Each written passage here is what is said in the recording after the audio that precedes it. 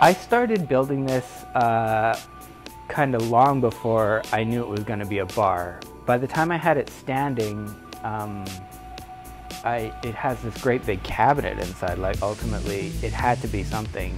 It's nice and it's strange that it's a large wooden AT-AT, but I mean, when you open the doors and it shows that it's a liquor cabinet, there's that one disjointed, juxtaposition-y step that, you know, makes people really smile.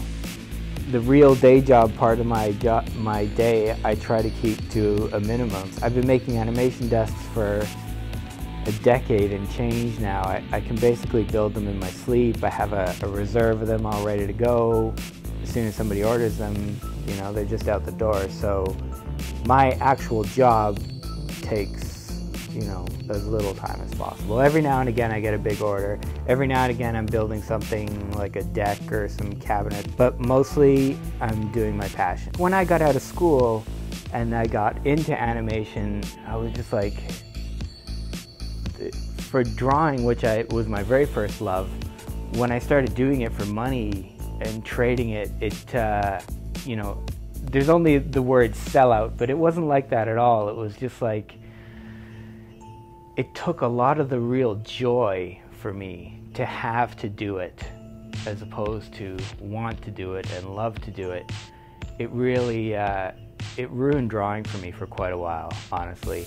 And with this, I don't know why I haven't gone that way. Maybe it's because I don't have to make like really bad cartoons. I can just make my furniture and get by and do projects for people and, you know, get to do my other things. I haven't been pursuing, like pushing my art. And the Culture Crawl was great because it just basically organized, you know, however many thousands of people to come walking through my door.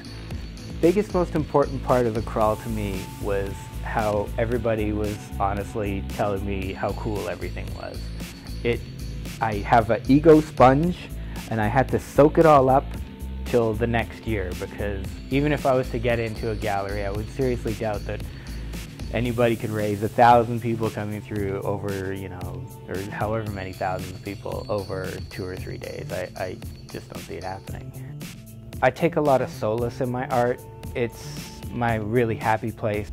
Your pieces are so personal to you that, you know, if they wouldn't sell, you might take it personally. I was afraid of failure ultimately, but at the same time, I get a lot of pleasure from the actual building of the things, and it's kind of like you have to, you know, concentrate on the building. The building is the reward. The making and fabrication and design of it is the reward.